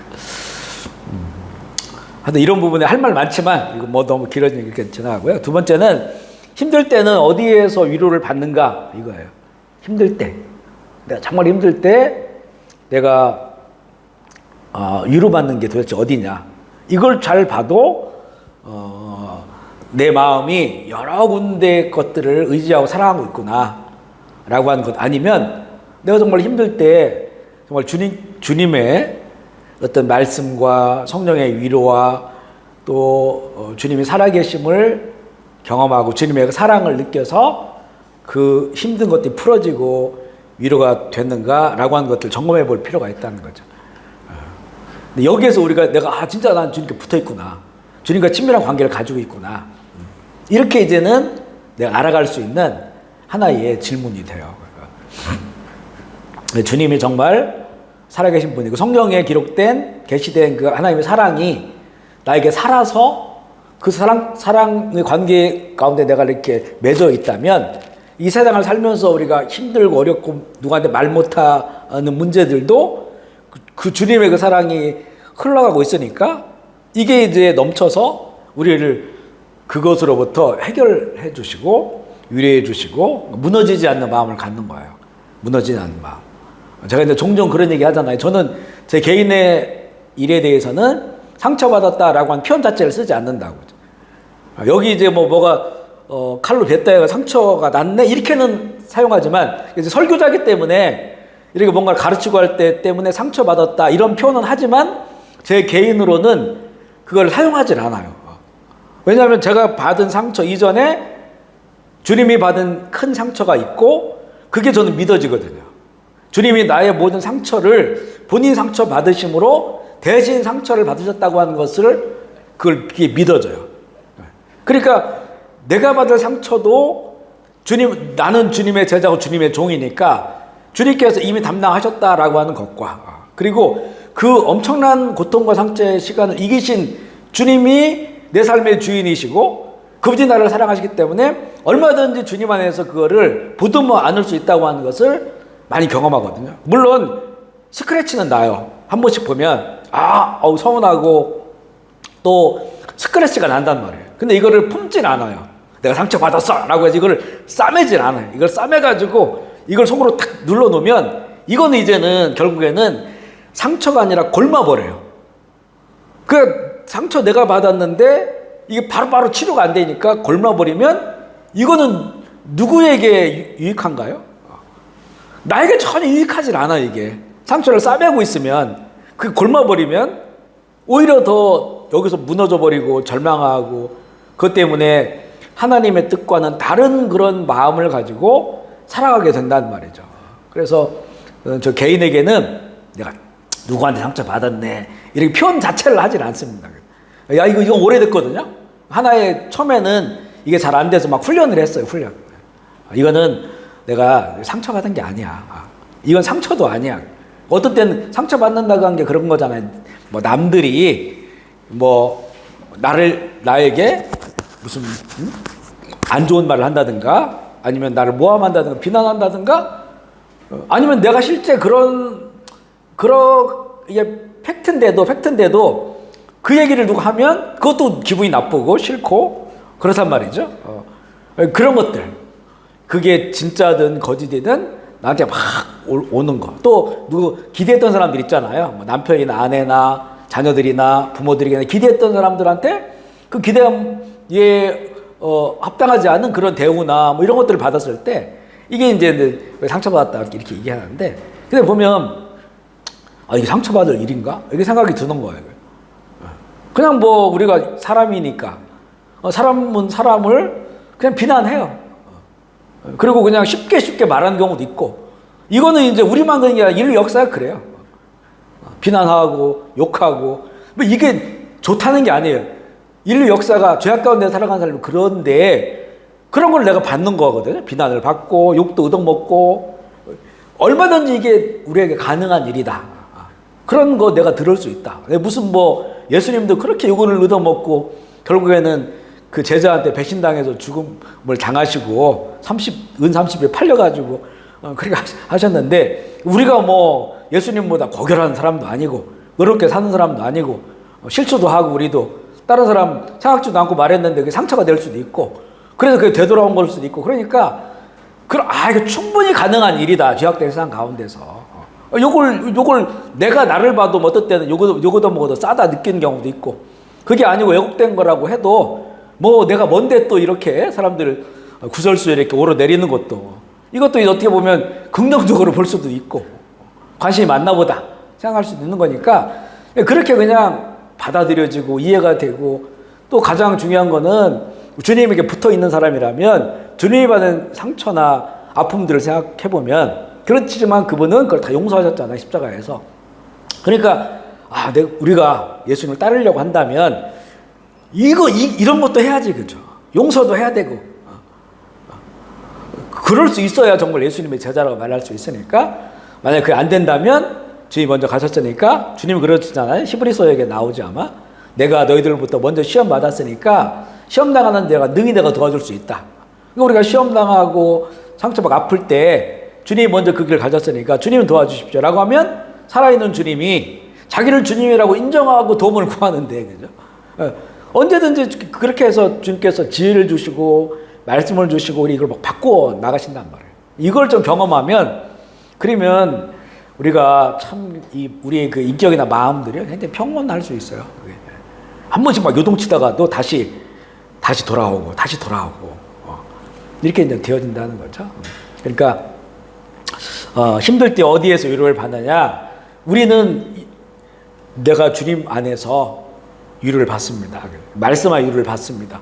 성령의 위로를 받습니다. 이렇게 말을 할 수 있어야 된다는 거죠. 그죠? 그게 우리의 삶이 실제적으로 경험이 되어져야, 내가 정말 주님을 따르고 있구나, 주님과 정말 살아있는 관계가 하고 있구나, 이렇게 이제 느껴진다는 거죠. 어느 때에 가장 화가 나느냐? 이런 것도 마찬가지예요. 무엇 때문에 화가 나느냐? 예수님이 화 내셨잖아요. 그죠? 아주 그냥 엄청나게 화를 냈어요. 화 있을진저. 독사의 자식들 이렇게 했단 말이에요. 이 포인트가 어느 지점이었냐라고 했을 때, 이거는 하나님의 의가 무너지는 것에 대해서 예수님이 이렇게 화를 내셨지, 무슨 개인적으로 무슨 바리새인들이나 제사 이런 사람들이 예수님을 죽이려 하고 피했어요. 그죠? 예수님 도망다녔단 말이에요. 거기 잡으러 오면 도망다니고 이런 적도 있단 말이죠. 그러니까 그들을 향한 것이 아니고, 이 성전이 기도하는 만민이 기도한 집인데 거기가 쑥대밭이 되어버렸고 부패하고 하나님의 의가 무너지는 것에 대해서 화를 냈어요. 그러면 우리가 진짜 화내는 포인트가 어디냐라고 하는 거죠. 뭐 때문에 화를 내느냐? 진짜 이 세상이 무너져 버리고 하나님의 의가 땅에 떨어지고 이런 것들로 우리가 의분을 갖느냐, 아니면 그냥 사사로운 감정을 가지고 의분을 갖느냐, 어느 지점부터 많이 오느냐라고 하는 것들을 이렇게 잘 분별해 보면, 그러면 또 우리가 주의 마음을 가지고 주님과 함께 살아가고 있느냐라고 하는 것을 점검해 볼 수 있는 그런 거라는 거죠. 그죠? 우리 부모 그렇잖아요. 막 동성애 축제, 퀴어 축제 해가지고 막 팬티를 거꾸로 머리에 뒤집어 쓰고 퍼레이드 하는, 그런 도시 중앙을 퍼레이드 하는데, 이게 서울에서만 인천도 하고 대구도 하고 하려고 하고 여러 지방 도시로 하는 걸 TV로 보면서 그냥 아무렇지도 않다면, 그런데 이제 자신에게 무슨 오는 비난이나 이런 것들에 대해서 막 화를 내서 못 참고 그냥 그렇게 하고 있다면, 그죠? 이런 것들을 우리가 볼 필요가 있다는 거예요. 볼 필요가. 그럼 우리가 화내는 지점은 어디인가? 이것으로도 반대로 또 어느 때에 가장 신이 나는가, 이런 거죠. 내가 가장 신이 나는 거야. 그냥 자기 뭐 주식이 올라가고 로또 맞고 애들이 좋은 대학 들어가고 뭐 좋은 일이죠. 신나는 일인데, 그런데 어떤 뭐 예를 들면 최근에 들어온 베네수엘라 막 난리가 났잖아요. 그런데 어떤 걸 우리가 정치적으로 평가하기 전에 거기서 있는 숨죽여 있던 기독교인들이 일어나서 한 축을 지금 담당하고 있어서 부흥이 일어나는 거예요. 그 지역에 이란이 지금 난리 났잖아요. 그 이란에 난리 나는 한 축에 그 숨죽여 압제당했던 기독교인들이, 거기 우리가 이제 전에 얘기한 한 100만 명 이상 된다. 근데 그동안 이제 그 무슬림 혁명이 일어난 다음부터 70몇 년 지금까지 이게 숨죽여 있었잖아요. 그들이 이제 밖으로 나오는 거예요. 나와서 제가 예수 믿는 사람들이라고 변화되어야 된다, 그렇게 막 외치고 있단 말이죠. 그런 걸 딱 마음에 들었을 때 너무 막 감동이 되는 거예요. 그죠? 너무 감동이 되고, 그 지금 어려운 그런 상황과 환경들이 거기 다 펼쳐져 있는데, 그러나 그곳에서 숨죽여 있었던 우리랑 동일한 예수의 제자들이 일어나서이죠. 그 나라를 다시 하나님께 드리고자 하는 이런 것들을 참 들었을 때 참 감동이 돼요. 우리가 알지 못한 사람들이죠. 네팔에서 부흥이 일어나고, 또 아프리카 어디에서 막 집회했는데 뭐 100만 명이 모이고, 남미에서 막 이런 걸 탁 하면, 우리가 왜냐하면 금요 기도회 때 그 열방으로 그 나라들 이름 다 부르면서 기도하거든요. 그 나라들 그 이름이 거기 있어요. 근데 이런 것도 이루어지는 거예요. 이 마지막 때. 그런 소식을 들으면서 너무 기도하는 게 보람되기도 하고, 더 열심히 기도하겠다는 생각도 들고, 그게 너무 마음속에 좋아요. 또 우리 교회에서도 보면 이제 우리 아이들이, 청소년들이 또 이렇게 거기서 어떤 일이 일어나고, 믿음의 일들이 일어나고, 아이들 어떤 고백들을 하고, 또 우리 교인들, 저는 목회자니까 우리 교인들 안에서 보면 얼마든지 갈등도 일어날 수 있고 분열도 일어날 수 있는 일들이 너무나 많잖아요. 그런데 보면 서로 되게 부둥켜 안고 어려운 분들을 소리 없이 돕고, 이런 소식을 들으면 너무 행복한 거예요. 그죠? 너무 감동이 되고 감사 막 눈물이 날 정도로 그런 거예요. 그러니까 이제 보면 저도 이런 걸 참 많이 변화되고 있구나. 좋은 쪽으로 좀 가고 있구나. 이렇게 이제 마음은 드는 거죠. 그러니까 우리가 정말로 어느 때에 가장 신이 나느냐라고 하는 것들도 잘 점검해 본다면, 그러면 내가 지금 누구와 친밀한 관계를 가지고 내가 누구를 더 사랑하고 있는지에 관한 그런 것들을 유추해낼 수 있다는 거죠. 그래서 정말 우리가 이런 것들을 통해서 이제는 팬인지 제자인지를 볼 수가 있고, 그래서 그 다음에 물어보잖아요. 팬인가 제자인가 진단하는 것. 이게 이제 세 번째죠. 예수님은 여러 사람 중에 하나인가, 여러 사랑 중에 하나인가, 아니면 하나뿐인가. 주님을 향한 그 사랑이 다른 걸 또 우리가 사랑하고 있잖아요. 그것과 견줄 수 있는 것이 있느냐라고 하는 거예요. 비교할 수 없는. 그래서 십자가가 이렇게 수직이 있고 수평이 있잖아요. 그 십자가 항상 보면 횡대가 길어요. 이게 똑같으면 이거는 이제 다른 문학이에요. 히틀러 뭐 이런 거 비슷하게 나오고, 그죠? 그거 꺾어가지고 끝까지. 그러니까 이게 수직이 길고 수평이 짧아요. 이 십자가는 이게 바뀔 수가 없어요, 그죠? 그러니까 결국에는 하나님과 우리와의 관계, 이것과 수평은 사람들과의 관계거든요. 이웃 사람. 이게 다르다는 거죠. 이건 오직 하나. 하나님과 관계는 그런 것으로 질문을 한 것이고요. 다섯 번째 보면 율법인가 은혜인가 라고 하는 것도 우리에게 참 이게 중요한 질문이에요. 신앙생활을 하면서 그 종교 활동을 하고 있느냐, 이게 종교 활동을 잘한다고 될 일이 아니다. 좀 제자가 되는 게 아니라고 하는 것이죠. 이건 정말 이 얘기를 바울이 엄청나게 많이 해요. 엄청나게. 거의 바울 서신 여러 곳에서 대부분 이 얘기를 해요. 율법을 따라갔느냐, 종교 활동을 했느냐, 살아계신 주님을 만났느냐 라고 하는 거거든요. 팬들도 예수님을 열심히 따릅니다. 그죠? 문제는 그들이 따르는 대상이 예수님이 아니라고 하는 거예요. 종교적 규칙과 의식, 종교 문화를 따르고 있는 것은 아닌가라고 하는 질문입니다. 바리새인들은 자기도 모르게 엉뚱한 표적을 겨냥하고 있어요. 그들은 예수님이 아닌 종교적 규칙을 따르고 있습니다. 우리가 바리새파가 이제 예수님 시대의 바리새인들이 이건 유대교의 한 분파인데 엄청 철저한 사람들이잖아요. 예수님은 이들에 대해서 책망을 많이 하셨어요. 근데 바리새파가 처음에 시작된 때를 보면 이 바리새파의 시작은 나름대로 굉장히 순수했거든요. 이게 이제 이스라엘이 그 바벨론의 침략을 받아가지고 나라가 이제는 없어지고 그 다음에 바벨론 제국에 속국이 됐고 그 다음에는 페르시아가 한 200년 이상 지배했을 거예요. 페르시아에 또 지배를 받잖아요. 그러다가 페르시아가 무너지면서 헬라 제국이 되면서 헬라가 원래는 알렉산더가 이제 인도까지 다 진출을 했다가 거기서 갑자기 죽잖아요. 그러면서 알렉산더를 따랐던 4명의 부하가 있어요.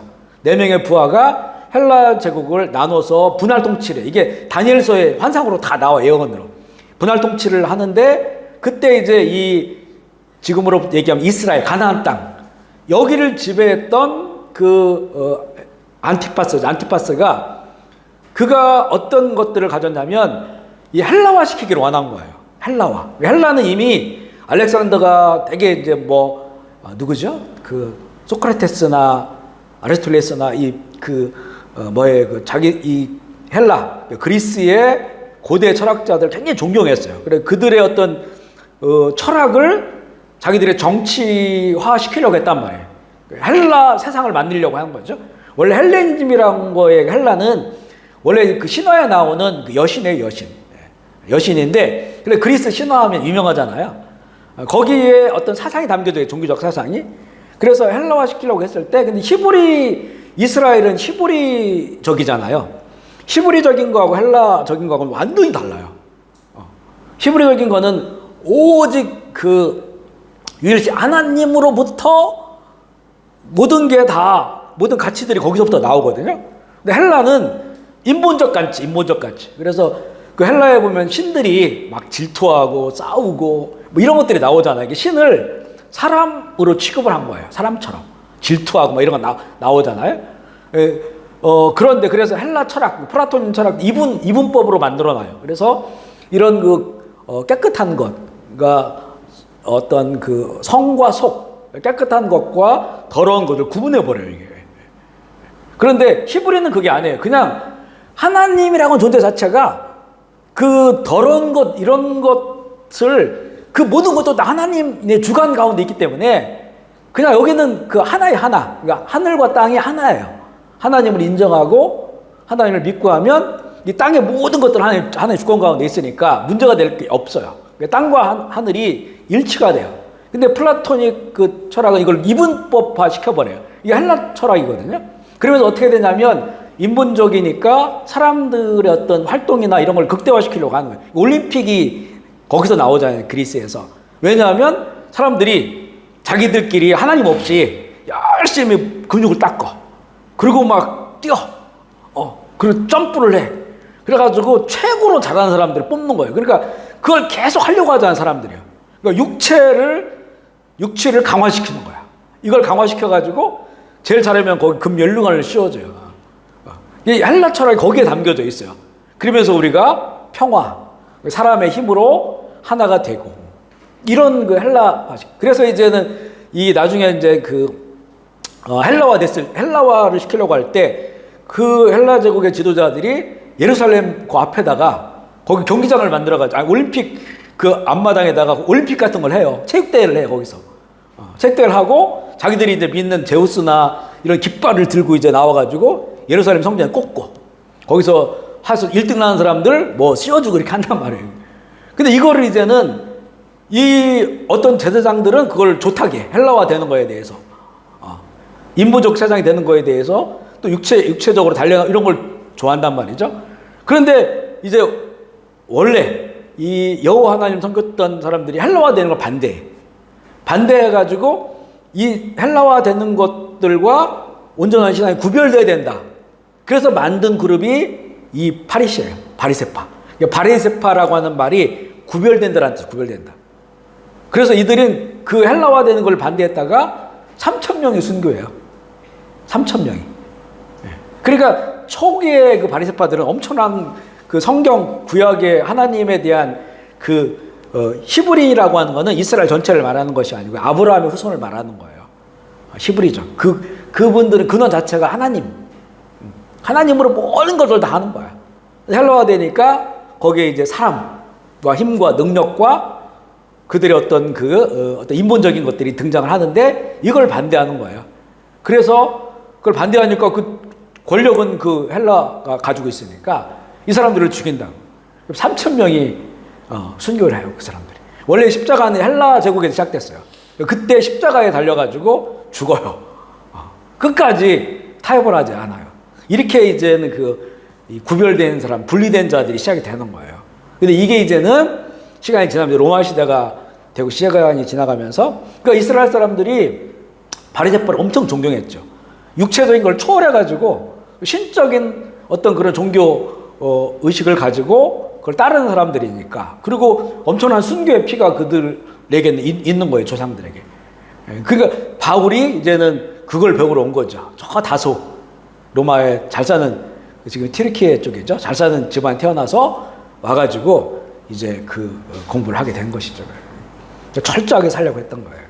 그러니까 율법적. 그들은 계명, 그 계명과 또 자기들이 안에서 정한 규칙들 이런 것들로 그들이 살아와서 뭐 매주마다 금식하고 얼마나 11조 드리고 헌금을 하고 고행을 하고 뭐 이런 삶이 그들 가운데 있었다는 거죠. 종교적 규칙과 의식, 종교 문화를 따르고 있는 것은 아닌가. 바리새인들은 자기도 모르게 엉뚱한 표적을 겨냥하고 있었다는 거예요. 그러니까 예수님께서 하나님께서 이렇게 인도해 가려고 하는 길 있잖아요. 그 목적이 아니고 엉뚱한데 다른 방향으로 가가지고 거기에다가 엄청 헌신하고 열심을 내. 그런데 이제 완전히 다른 곳에서 있기 때문에 예수님께서는 이들에 대해서 많이 책망을 하셨고, 그렇지만 바리새파 사람 중에 돌아온 사람이 많아요. 바울도 그렇잖아요. 바울도. 그리고 니고데모도 그렇고요. 그런 그 하나님에 대한 철저함, 이거는 순수했다는 거죠. 잘못하고 있었지만.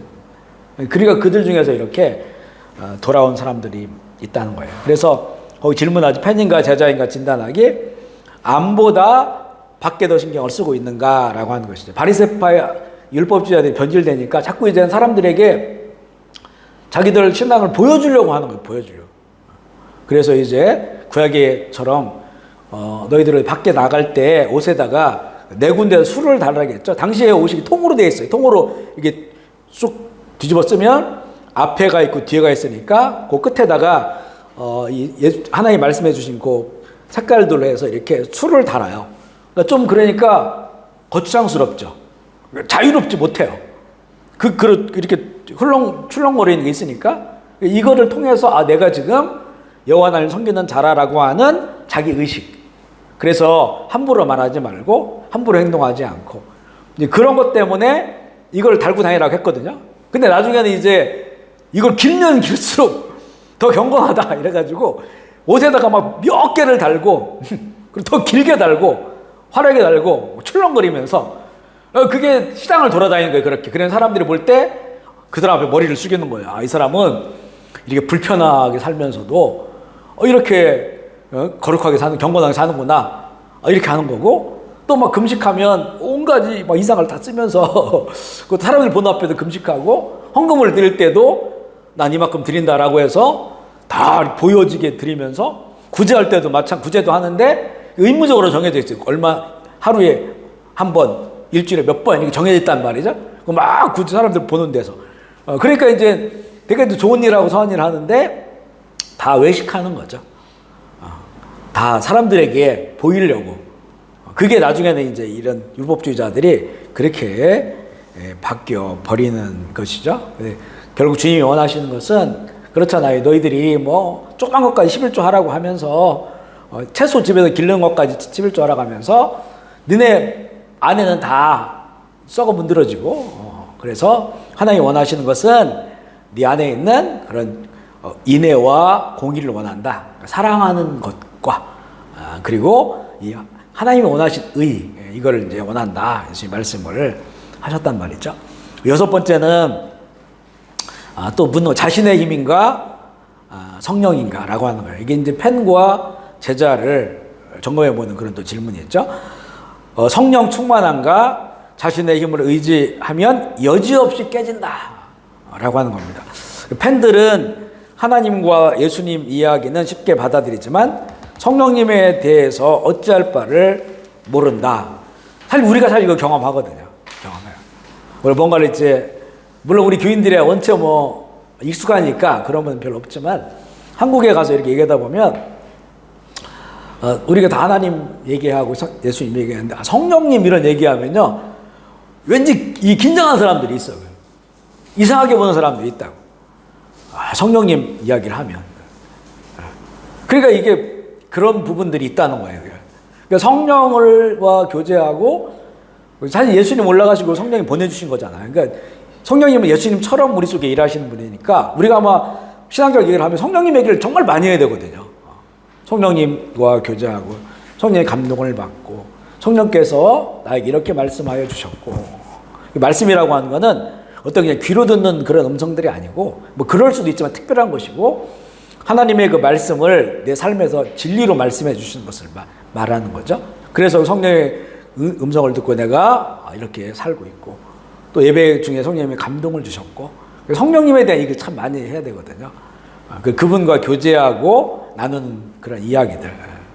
그 성령님을 예수님이다, 하나님이 이렇게 말씀할 수도 있지만 실제 지금 우리에게 오셔서 일하시는 분 성령님이니까 성령님이라 얼마든지 표현할 수 있는데, 이게 우리에게는 좀 쉬워도요, 이게 밖에 나가서 다른 사람하고 얘기하는 쉽지 않습니다. 교인들임에도 불구하고 쉽지 않아요. 성령님 얘기하면 이상하게 보는 분들이 있고 그렇죠. 왜냐하면 이제 사실 그런 것도 이해는 돼요. 과거에 우리가 막 성령의 은사가 많았다. 은사. 성령의 은사는 성령님의 일하시면 한 파트예요. 뭐 선물로 주는 거죠. 그러니까 성령님이 우리 가운데 오시면 성령께서 주신 선물들이 있단 말이죠. 이게 뭐 방언을 하기도 하고 예언도 하기도 하고 병 고치는 은사들이 많아요. 되게 고린도전서 12장 뭐 14장 이렇게 읽어보면 쭉 되게 많이 나오거든요. 그런데 과거에 이제 우리가 성령을 받고 체험하고 했을 때 성령이 나타나기 많았단 말이에요. 근데 성령이 나타나시면 많은데 이 사람들이 그거 가지고 뭐 돈벌이 하는 사람도 있고, 또 너무 교만해져 가지고 마음대로 막 말하는 사람도 있고, 거칠게 말하기도 하고, 그 성령 은사를 가진 것을 뭐 모든 걸 다 가진 것처럼 그렇게 여기고, 그렇게 신앙생활 하든지 그렇게 사람들을 지도하든지 이런 것들이 너무 많아요. 그리고 사람이 바뀌질 않아. 성령 은사는 가지고 있지만 안 바뀌는 거예요. 그죠? 성령님의 은사는 일부라겠죠. 성령님의 더 깊은 것은 진리의 영이기 때문에 하나님의 말씀을 알게 하고 그 말씀을 살아가게, 그 열매가 나오잖아요. 지난 주일 나온 사랑과 뭐 화평, 희락과 쫙 나오잖아요. 얼마나 좋은 것들이 인격적으로. 근데 그런 것들은 없이 성령의 나타나심만 있는 거예요. 그죠? 그리고 이런 것들이 교회에 너무 많고 교회를 어지럽히니까, 뭐 방언 은사 받았다고 주일날 뭐 예배 드리는데 기도하는데 방언으로 딱 하니까 처음 온 사람들은 미쳤다고, 이게 성경에 나와요. 야, 처음에 보면 다른 사람들이 초신자들은 미쳤다고 하지 그걸 뭐라 하겠냐. 그러니까 그럴 때는 방언을 하지 마라. 공중 예배 드릴 때는 하지 말고 개인 기도할 때 이렇게 하라. 사도 바울도 내가 방언을 막하니 말하는 걸 기뻐한다. 방언을 기도한다는 거예요. 하지만 이거는 공중 예배에서 뭐 그렇게 모이는데 혼자 크게 방언으로 하고 다 그렇게 해버리면 얼마나 이상하냐, 이런 거거든요. 그러니까 절제해서 하라는 것이었단 말이죠. 근데 이런 것들이 이제 말씀으로 이렇게 잘 양육이 안 되니까 여기저기 막 그런 일들이 일어나니까 이제 성령 받으면 다 저렇게 되나 보다. 성령 인도 받는 거 다 저렇게 되나 보다. 그 성령 받고 무슨 뭐 예언하는데 막 무당처럼 얘기하고 그런 거 한 거 돈 받고 치료운사 치료해주고 돈 받고 막 이러니까 교회가 너무 이제는 그런 부분에 대해서 문제가 생기는 건데, 사실 이런 것들은 사실 사단이 좋은 것을 그렇게 어둠으로 만들어 놨기 때문에 이거를 이제 말씀으로 변화시켜가지고 성령의 더 깊은 곳으로 나아가야 되는데, 그러다 성령의 삶 자체를 이렇게 무시해버려요. 그렇게 돼버리는 거예요. 제가 옛날에 읽은 책 중에 성령의 일그러진 얼굴들이라는 책이 있어요. 그 책에 보면 그런 것들이 계속 나와요. 그 예화들이. 성령 받았다고 하면서 이상한 거 하는 것들, 교만하고 이런 것들이 막 나와요. 그러면서 이제는 그런 것들은 교회에서 없어져야 된다. 이렇게 되면 결국 성령님에 대해서 소멸되는 거예요. 우리가 그 데살로니가서 5장을 우리 특세 마지막 날 읽었잖아요. 마지막으로. 거기 보면 성령을 제한하지 마라. 성령을 소멸하지 마라. 그래 나와 있어요. 그죠? 마지막 때 그렇다는 거죠. 근데 우리가 지금 너무 성령님에 대해서 사람들이 이제는 그렇게 반응을 하는 경우가 많아요. 어느 교회들이 더 그러냐 하면 특별히 이렇게 말씀으로만 가르치는 교회들이 있어요. 말씀으로만. 우리는 말씀이 제일 중요해. 맞는 말이죠. 근데 항상 말씀은 성령과 함께 있어야 돼요. 성령과 함께.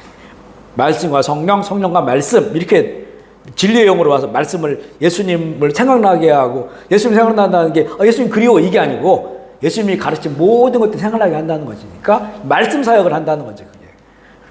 그런데 이게 성령님을 이렇게 배제해 버리니까 이게 사실은 문제고요. 그러다 보니까 왜곡된 복음들이 너무 많이 이렇게 나오게 되는 것을 보게 됩니다. 그래서 우리가 이것을 점검할 수 있는 것이 성령으로 하는가, 성령의 능력이 없이 주님을 따르려고 한다면 오래지 않아서 그 증상이 나타나요. 그죠? 깨어지게 된다는 거죠.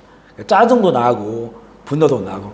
보면 예수 믿고 처음에 열정이 있어가지고 막 열심히 교회 일도 하고 봉사도 하고 하다가 시험 드는 분들이 많아요. 그죠? 시험 드는 분들이. 그래서 떨어져 나가는 분들은 굉장히 돌아오기 힘들죠.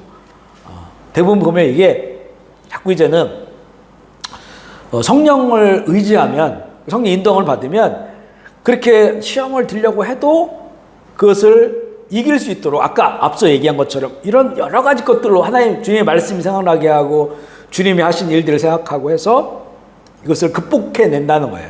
성령이 함께 하죠. 그리고 성령이 우리가 충만하면 오는 그 사인들이 뭐냐면 되게 충만했을 때는 기쁨과 감사와 그 다음에 그 너그러움, 따뜻함 이런 것들이 있어요. 겸손한 마음을 주시고. 근데 이 성령을 의지하지 않으면 그냥 말씀만 가지고 살려고 하면 이거 하다가 시험 되게 많이 들어요. 그렇죠? 시험 든다. 성령님을 꼭 인정하고 그분과 함께 해야 되고 그 성령님의 능력으로 우리가 성령님이 그렇게 은사도 있지만 우리의 말씀으로 우리를 깊이 있게 인격적으로 다듬기도 하고 또 성령에는 능력이 있어요. 능력. 그러니까 어두움을 물리치고 악한 것들을 물리치고 더러운 것들, 질병도 물리치고 이런 능력이 있단 말이죠. 성령의 능력으로 우리가 함께 해야 될 때 이제 진짜 예수님의 제자들이 다 성령의 능력을 힘입어서 살았잖아요. 성령이 말씀하니까 사도 바울이 이쪽으로 가려다가 거기 지금의 이제 아나톨리아 반도죠. 당시에 지금 터키 굉장히 큰 땅이잖아요. 거기도 한 바퀴 돌았는데 두 번째 전도 여행도 한 번 갔을 때 교회들이 세워졌으니까 여기를 거기 돌보고 저 위쪽으로 이제 왜냐면 처음에는 남쪽으로 왔단 말이에요. 아나톨리아 반 남쪽으로. 그러니까 저 북쪽으로 이런 데로 또 가야겠구나 가려고 하는데 갑자기 성령께서 이제 꿈으로 환상으로 마게도니아는 지금의 유럽이잖아요. 마게도니아 그 그리스 이렇게 다 붙어 있잖아요. 유럽. 거기에서 환상이 나타나서 나를 도우라 마게도니아 사람. 성령께서 환상을 통해서 말씀을 해주셨어요. 그리스도의 영이다 이렇게 말하거든요. 그래서 계획을 바꿔요. 그래서 그가 배를 타고 유럽 쪽으로 갔는데 첫 항구가 빌립보잖아요. 빌립보 지금의 그리스. 이게 이제는 뭐 토인비가 그러죠. 바울이 그 배를 타고 빌립보에 이제 그 배를 타는 순간인가 유럽의 역사는 바뀌기 시작했다. 유럽이 사실은 그 전까지만 해도 헬라 제국은 컸지만 다른 북유럽이나 이런 데 약간 야만족처럼 크지도 않은 종족들이었었는데 거기 다 기독교를 받아들이고 그러면서 어마어마한 그 문명을 이루게 되잖아요. 로마가 바뀌고 AD 313년에 기독교를 인정하고 그러니까 이거 엄청난 일이 이제 사실 바울을 통해 물론 그때 이미 로마에 기독교는 있었다라고 봐요. 왜냐하면 베드로도 로마 가서 사역을 하거든요. 나중에 보면. 그러니까 사도 바울이 유럽을 복음화시켰다 이렇게 말할 수는 없지만 이미 거기에 복음이 들어가 있었는데 공식적으로 이 성경에서 유럽의 첫 교회 빌립보에서 루디아 여인을 시작으로 해가지고 교회가 생기잖아요. 공동체가 만들어져요. 그래서 이거는 바울을 통해서 시작된 최초의 교회다. 유럽의 교회. 지금도 그 빌립보에 가보면 남아있어요. 그 교회가. 거기에. 지금 이제 순례객들이 많이 오는데 루디아 기념교회라고 해가지고 그렇게 와 있습니다. 그래서 우리가 성령의 인도함으로 성령의 능력으로 이렇게 사역하느냐라고 하는 거죠. 우리 사도행전 4장 8절 읽어보겠습니다. 시작. 이에 베드로가 성령에 충만하여 이르되 백성의 관리들과 장들, 성령 받고 지금 굉장히 핍박당하는 상황이거든요. 그런데 성령이 충만해서 이제는 담대하게 복음을 전하는 것. 성령 충만했다라는 거죠. 또 4장 13절 14절 읽어볼게요. 시작. 그들이 베드로와 요한이 담대하게 말함을 보고 알았다가 이상히 여기요. 또 전에 예수와 함께 있던 줄도 알고 또 병나은 사람이 그들과 함께 서 있는 것을 보고 비난할 말이 없는지. 그거 베드로가 갑자기 이렇게 바뀐 거예요. 이게 이제는 결정적으로 사도행전 2장에 성령 강림했었고 사도행전 3장에 성전에서 이제 평생 못 일어나고 있는 장애인이죠. 다리를 못 쓰는 장애인을 내가 은과 금은 내게 없지만 내 안에 내게 있는 걸로 얘기해 주고 곧 나사렛 예수 이름으로 일어나 걸어라고 해서 손을 잡고 일으켰더니 벌쩍 일어났잖아요. 이런 일들이 일어나요. 이게 성령의 능력으로. 그리고 그 성령이 충만하니까 자기를 핍박하고 얼마든지 지금 죽일 수 있는 그런 사람 앞에서도 복음을 전하는 그런 일. 그러니까 제자들은 처음부터 성령을 힘입고 성령의 능력으로 성령의 말하심에 따라서 그렇게 움직였다라고 하는 것을 말씀하고 있고요. 여기에 보면 또 이제 팬인가 제자인가 진단하게 물어보죠. 자기 힘을 믿는 팬인가, 자기 힘을 따라 살아가느냐라고 하는 거예요. 성령 충만한 제자인가 이렇게 물어봅니다. 성령의 능력으로 충만하려면 언제 자신의 약함을 솔직하게 인정해야 된다. 먼저 자신의 약함을 솔직하게 인정해야 된다. 빌 브라이트의 영적 숨쉬기에 죄를 깨닫는 순간 그 죄를 내쉬어야 한다라고 하고 있는데요. 회개하고 씻어내면 마음속에 성령으로 죄가 씻어진 공간들을 채울 수 있다. 성령의 능력으로 이거는 이제 그 예화의 예화. 그 책에 실제 일어난 일들이거든요. 성령의 능력을 의지했을 때 변화된 것들을 말해요. 성령의 능력으로 마침내 아버지를 용서했다. 성령의 능력으로 40kg의 살을 빼고 담배를 끊었다. 아마 이분은 이제 건강에 심각한 문제가 있었던 것 같아요. 근데 성령의 능력을 했대. 이렇게 세미하다는 거예요. 구체적이라는 거고. 성령의 능력으로 외도를 일삼던 전 남편을 용서했다. 성령의 능력으로 에티오피아 2아이를 입양했다. 성령의 능력으로 마약 중독을 이겨냈다. 성령의 능력으로 쇼핑 중독을 이겨냈다. 성령의 능력으로 비록 남편은 없지만 장애를 앓는 우리 아이를 번듯하게 키워낼 자신이 생겼다. 성령의 능력으로 3년간 무소식이었던 자식이 돌아왔다. 성령의 능력으로 남편이 세상을 떠난 뒤 막막하기만 했는데 이제는 마음이 편해졌다. 이건 이제 간증이에요. 어떤 사람들 이야기 굉장히 구체적이잖아요. 내가 할 수 없는 거, 예수의 제자로 내가 살기를 원하는데 내가 할 수 없는 영역이 성령의 능력으로 말미암아서 그렇게 변화되어지고 하나님이 인도하시는 그런 은혜를 경험하게 되었다라고 하는 겁니다. 오늘 여기까지 하겠습니다. 다음 주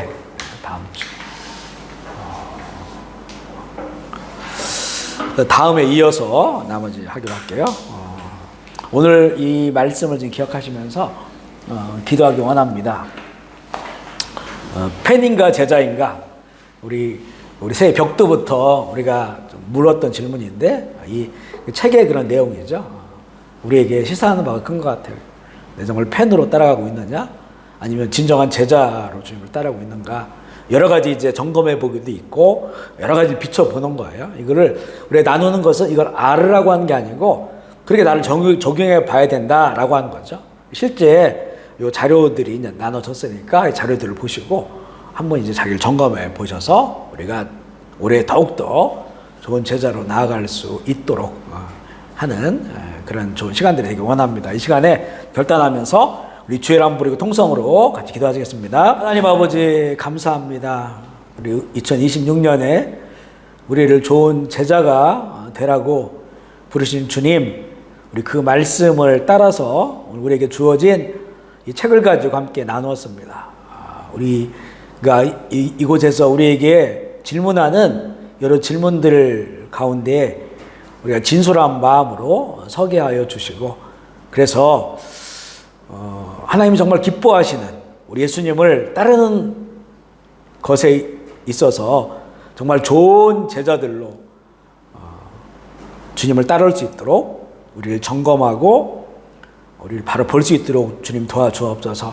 그러나 이건 역시도 우리의 그런 관점으로는 미약하오니 성령님 우리에게 깨우칠 수 있는 은혜를 주시고 우리가 진리를 인식할 수 있도록 주의 성령께서 우리를 덮어주셔서 이 말씀 앞에 잘 보게 하시고 또 더욱더 주님 기뻐하시는 자리로 변화될 수 있도록 주여 인도하여 주옵소서. 오늘은 이렇게 하나님 또 새로운 자리에서 함께 모였습니다.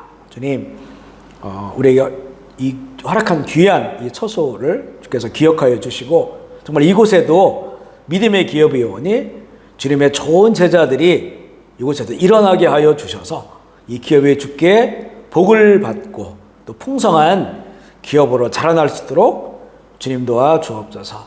우리 현장에서 또 줌으로 함께하는 우리 사랑하는 형제 자매들 또 유튜브로 함께할 우리 성도들 좀 기억하여 주셔서 우리 교회가 한마음 한뜻으로 서로를 격려하고 또 힘을 내서 또 성령 안에서 우리 모두가 다 주님 좋은 제자의 길로 나아갈 수 있도록 주여 우리를 인도하여 주시옵소서. 감사를 드리며 우리 구주 그리스도의 이름으로 기도합니다. 아멘.